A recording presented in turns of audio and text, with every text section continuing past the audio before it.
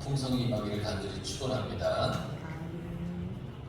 오늘은 등잔대와 그 기구를 어떻게 어떤 모양으로 만들려고 하셨는지 하나님의 말씀을 통해서 또 이 등잔대 그리고 그 기구들이 우리에게 어떤 의미로 하나님께서 이렇게 말씀하시는지를 한번 우리가 깨달으려고 합니다. 등잔대, 이 등잔을 이렇게 세우는 대예요.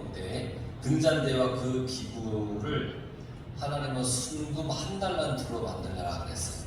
순금 한 달란트면 대략 한 31에서 34kg 정도, 굉장히 많은 금이겠죠. 밑판을 기초로 해서 가운데 줄기 그리고 그 좌우편의 가지를 3개씩 이렇게 만드는 거예요.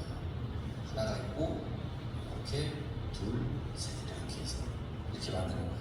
각각의 이 가지에는 살꽃 형상의 잔을 3개씩, 또 등잔대 줄기에는 살꽃 형상의 잔을 4개, 그리고 꽃이 있게 이렇게 만들어라. 하나님께서 아주 세세하게 만드는 모양을 가르쳐 주셨어요.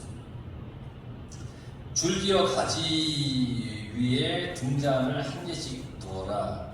가운데 줄기와 이렇게 가지 6개 위에 등잔을 하나씩 두어라. 그러니까 등잔이 7개 위에 불을 켜는 등잔이 이렇게 있는 거예요. 그리고 이 등잔의 불은 꺼져서는 안 됩니다. 이 성소 안에 이 등잔대의 불을 항상 켜져 있어야 돼요. 그리고 등잔대와 함께 불을 짓는 집게, 또 불똥 그릇, 이것을 만들어라. 이것도 등잔대와 같이 순금 한 달란트에 포함해서 만들어라. 그리고는 마지막 절에 보면 4개 보인 양식대로 만들어라. 사람이 자기 임의대로 생각대로 만들어서는 안 되고 하나님께서 말씀하신 그대로 만들어라. 그렇게 말씀하셨어요. 등잔대는 성소 안에 있어요. 성소 안에 있는데 성소 안에는 뭐가 있었죠? 하나는 언약궤가 있었고 또 하나는 지난주에 봤는데 진설병 상이 있었어요. 그리고 오늘 이 등잔대를 만들어라. 어두운 이 성소를 밝히는 역할을 했었어요. 이 성소에는 창문이 없어요. 그래서 이 등잔대에 등을 피워야 그 안을 밝힐 수가 있었어요.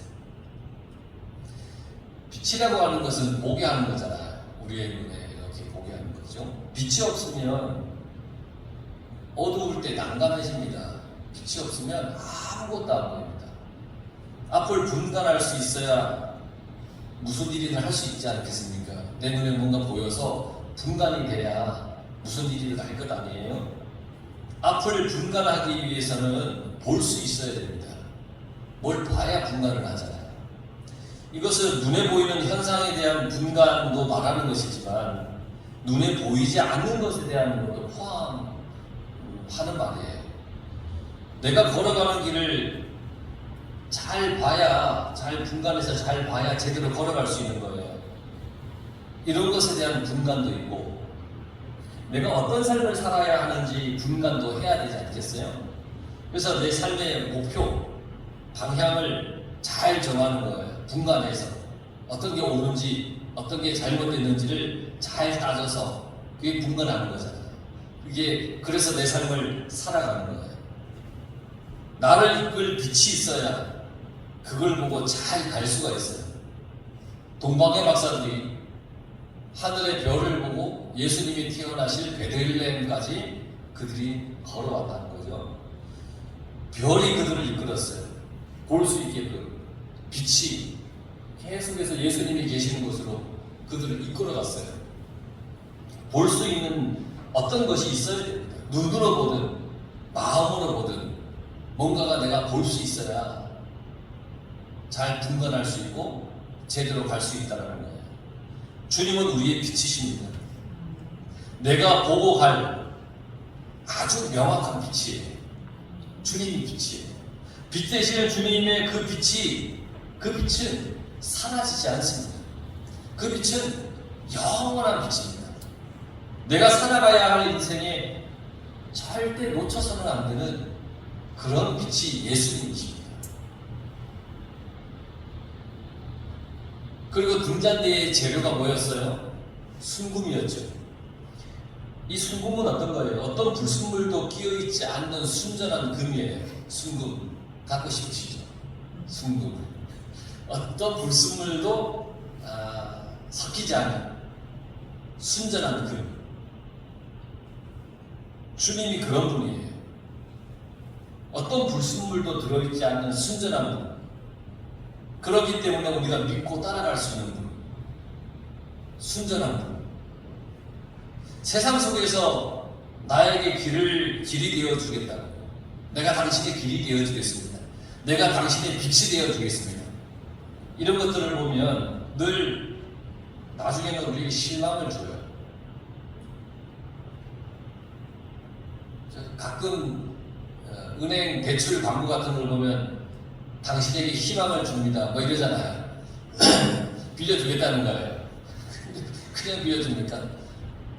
온갖 이자는 다 받아먹고 빌려주죠. 그냥 주질 않아요. 당신의 빛이 되어주겠습니다 해놓고는 나에게 빚을 떠안겨주는 게 세상입니다. 그저 거저주질 않아요. 항상 나중에는 나에게 바라는 것이 있어요. 세상이 나에게 뭔가를 주겠다고 하는 것은. 순전하게 우리를 위해서 주지 않아요. 주는 것 같은데 말은 그럴싸한데 결국은 나에게서 뭔가를 더 빼앗아요. 이 세상에는 조건 없이 대가 없이 나를 위해 순전하게 주는 것은 없어요. 가끔 얘네들 지금 상태는 이렇지만 얘네들을 키우면서 그냥 잘 자라면 돼, 나중에 잘 살면 되지 라고 하면서도 한켠에는 어떤 마음이냐면 그래 나중에 용돈을 주겠지? 물론 이제 뭐 그걸 바라는 것은 아니지만 뭔가 사람의 마음속에 순전하게 뭘 하는 것 같지만 이게 농담이든 아니면 약간의 진심이 담기든 약간의 바람은 있다라는 거예요. 약간의 바람은 있는 거예요. 나중에 용돈가 좀 조금 서운할 것 같아요. 그런데 그런 얘기, 세상은 나에게 순전하게 뭔가를 거둬주는 것이 있다는 거예요. 아무런 값없이 우리의 죄를 용서해 주시고 우리를 의의 길로 인도해 주시는 분은 주님밖에 없어요. 오히려 우리를 위해서 내주었잖아요. 그 생명을 내어주셨어요. 슬픔에서 기쁨으로 변화시키는 주님, 흑암의 삶에서 빛으로 이끌어주시는 주님이시잖아요. 그 주님만이 우리의 희망이 되십니다. 우리의 삶에는 이 죄의 불순물이 언제든지 침투해요. 오늘도 내일도 끊임없이 우리의 삶에 죄라고 하는 불순물이 자꾸 침투하려고 호시탐탐 노리고 있어요. 그러나 나의 중심에, 내 마음에, 내 생각에 주님이 함께 하실 때, 내가 주님을 나의 주인으로 모셔드릴 때 우리는 그 순전하신 주님의 영향을 받게 되는 겁니다. 죄악으로 슬픔으로 절망으로 짓눌린 우리의 삶에 주님의 그 빛이 온전히 임하기를 간절히 바랍니다. 33절에 보면 이쪽 가지에 살구꽃 형상의 잔 셋과 그리고 저쪽 가지에도 살구꽃 형상의 잔 셋과 여기서 보면 이 많고 많은 이게 형상 중에 살구꽃 형상을 지시하셨을까? 무화과도 있을 테고, 목련도 있고, 지금 다 심어놓은 거 지금 얘기하는 거예요. 목련도 있고, 목수국도 있고, 뭐 이럴 텐데, 하나님께서 살구꽃 형상을 지시하셨단 말이에요. 근데 그만한 이유가 있어요. 살구꽃이라고 하는 말은 히브리어로 깨우는 자, 지키는 자 지킨다라고 하는 의미를 가지고 있습니다. 살구꽃이라고 히브리어 속에 그런 의미가 있다는 거예요. 지키는 자, 깨우는 자. 이런 의미에서 등대의 빛이 어떤 빛인지를 우리가 알 수가 있어요. 그 빛은 깊은 죄악의 잠에 빠져있는 세상을 깨우고 각성시키고 더 이상 세상의 죄악의 늪에서 빠지지 않도록 우리를 지켜주는 파수꾼과 같은 그런 빛이라는 거예요. 우리를 깨워주시고 우리를 또한 지켜주는 그러한 세상을 지키는 이 주님의 빛이 주님께서는 너희는 세상의 빛이라고 말씀하셨죠? 그 주님께서 나를 세상의 빛이라고 했어요. 그러니까 우리는 빛답게 살아야 됩니다. 반짝반짝 빛나는 빛답게 살아야 됩니다. 우리 앞뒤 좌우에 계신 분들에게 한번 인사하십시다. 당신은 세상의 빛이십니다. 발음을 잘하세요. 빛이십니다 하면 큰일 나요. 빛이 아니에요. 빛이십니다. 여러분, 세상의 빛이십니다. 그러니까 우리는 빛답게 살아야 되는 겁니다. 다들 죄 짓고 산다고 나도 그렇게 해서는 안 됩니다. 다들 조금씩 속이고 산다고 해서 나도 그렇게 해서는 안 됩니다. 아니, 다들 좋은 게 좋은 거라고 말한다고 해서 나도 불리한 것에 눈 한 번 감아주면 된다라고 그렇게 생각해서는 안 된다는 겁니다. 우리는 주님만을 본받아야 됩니다. 그 주님의 빛을 따라 살아가야 되는 거예요. 주님의 빛은 세상을 지키는 빛이에요. 세상의 소망이 되고 세상의 희망이 되는 빛이 주님의 빛이에요. 우리도 이 세상에 소망이 되는 사람이 되어야 됩니다. 내가 하는 일이 이 세상의 희망이 되고 소망이 되어야 됩니다. 선한 영향력을 끼쳐야 됩니다. 내가 하는 일이 그러해야 됩니다. 뭐 엄청나게 대단한 일을 해야 되냐? 그게 아니라 작은 영향이라도 우리가 끼치면 좋은 영향을 끼치며 살아가야 됩니다. 여러분 월드비전이라는 단체를 들어보셨죠? 뭐 가입은 안 하셨어도 들어는 보셨죠? 전 세계의 어려운 어린이들을 돕는 단체예요. 그런데 이 단체는 1950년 9월 22일 선교사이며 종군 기자였던 로버트 피어스 목사에 의해 창립이 된 단체예요. 한국전쟁 당시에 고통받는 고아를 돕기 위해서 만들어진 게 월드비전이에요. 오늘날 약 60만 명의 회원이 있고요. 매년 약 1,300억 원의 후원금으로 매년 전 세계에 고통받고 어려움을 당하는 어린이 2억 명을 돕고 있는 그런 단체예요. 정말 놀라운 선한 영향력 아니겠습니까? 한 사람이 주님의 말씀을 따라서 빛의 삶을 실천하였더니 이렇게 놀라운 소망과 희망을 주는 일이 이어져 오고 있다는 거예요. 오늘날 세상이 점점 타락해서 간다고 우리가 한탄만 할 것이 아니에요. 전쟁의 폐허 속에서 저마다 한탄만 하지 않았겠습니까? 못 살겠다, 죽겠다, 다 그러지 않았겠습니까? 한국전쟁 때. 그러나 한 사람이 하나님의 말씀 앞에서 바르게, 정직하고, 그리고 바른 생각으로 실천하였더니 상상하지도 못했던 어마어마한 일을 일으키게 되었다는 겁니다. 어두움이 깊을수록 빛은 더욱 찬란하게 빛난다고 하지 않습니까? 세상이 어두워갈수록 진리의 빛은 더욱 비쳐나게 될 겁니다. 주님은 우리가 그 빛의 사람이 되기를 원하십니다. 너희는 세상의 빛이다. 그렇게 말씀하셨습니다. 영적으로 깊이 잠든 이 세상을 깨우는 파수꾼이 되십시오. 영적으로 깊이 잠든 이 지역을 깨우는 파수꾼이 되시길 바랍니다. 영적으로 깊이 잠든 여러분들의 이웃을, 가족을 깨우는 그러한 파수꾼이 되길 바랍니다. 주님은 우리가 그러하길 원하십니다.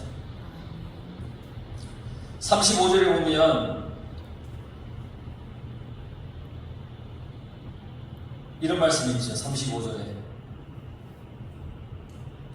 등잔대에서 나온 가지 6을 위하여.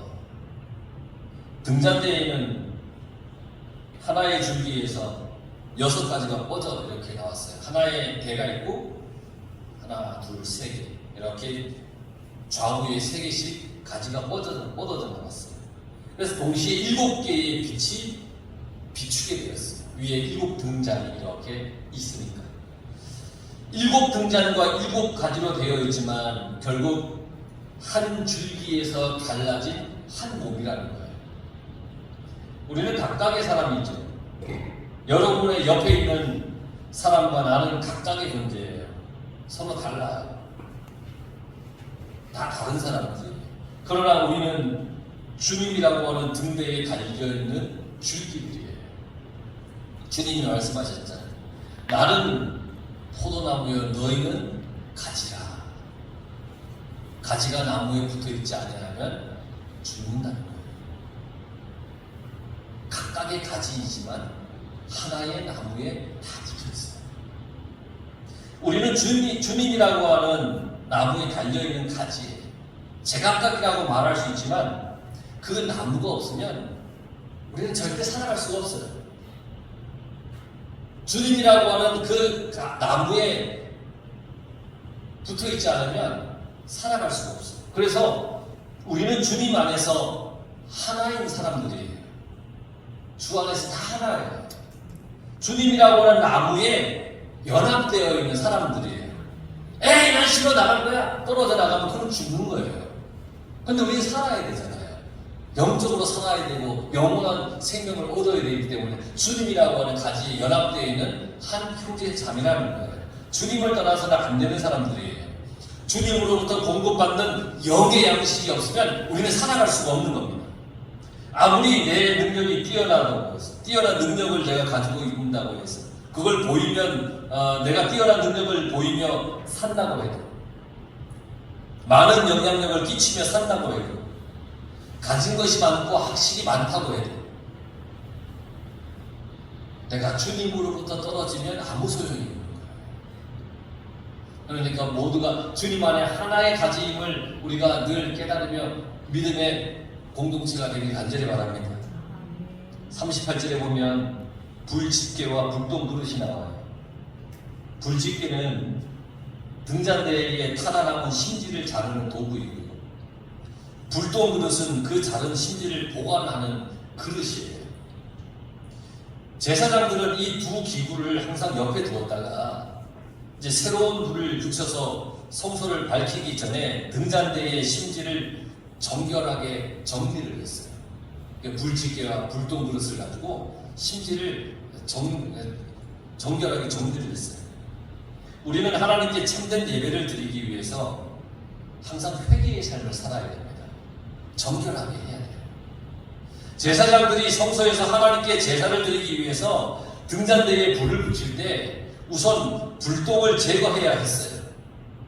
우리도 하나님께 온전한 예배를 드리고 그 예배를 통해 하나님과 깊은 영적 교제를 나누기 위해서는 내 안에 있는 불똥, 죄와 허물을 회개해야 됩니다. 죄를 가지고 하나님 앞에 설 수 없기 때문입니다. 회개해야 됩니다.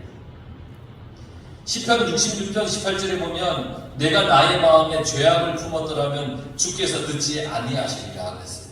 내 마음에 죄악이 품어 있으면 주님께서 나의 기도를, 나의 예배를 듣지 않으십니다. 그러니까 회개를 해야 됩니다. 늘 주님 앞에 회개해야 됩니다. 회개를 통해 나의 마음을 정결하게 해야 됩니다. 마음이 정결한 자는 하나님을 볼 것이라고 했습니다. 그러니까 내 마음을 늘 회개를 통해 청결하게, 정결하게 그렇게 만들어야 됩니다. 그런데 가장 중요한 것은 40절의 말씀입니다. 내게 보인 양식대로 아무리 열심히 잘하려고 해도 여러분 가장 중요한 것은 뭐냐면 주님 앞에 순종입니다. 순종. 하나님께서 하라고 하는 대로 해야 됩니다. 나의 의견이나 생각을 버려야 됩니다. 오직 순종의 마음입니다. 신앙은 순종입니다. 순종해야 참된 회개를 할 수 있습니다. 순종하지 않으면 내가 하고 싶은 회개만 합니다. 근데 순종하는 자는 모든 죄악을 다 주님 앞에 내려놓고 회개할 수 있습니다. 순종해야 빛의 삶을 살 수가 있습니다. 순종해야 구원에 이르는 삶을 살 수가 있습니다. 내 마음대로 하지 마십시오. 내가 하고 싶은 대로 하려고 들지도 마십시오. 우리는 오직 말씀에 순종하면 됩니다. 순종이 제사보다 낫다고 했습니다. 아무리 나에게 좋은 것을 하나님께 드린다고 해도 순종하지 않으면 하나님은 그걸 받으시지 않습니다. 여러분, 순종하는 마음이 가장 귀한 겁니다. 그러니 여러분, 하나님께서 내게 보인 그 양식대로, 하나님께서 내게 말씀하시는 그 말씀대로 여러분들의 삶을 믿음과 감사함으로 살아가시길 간절히 축원합니다.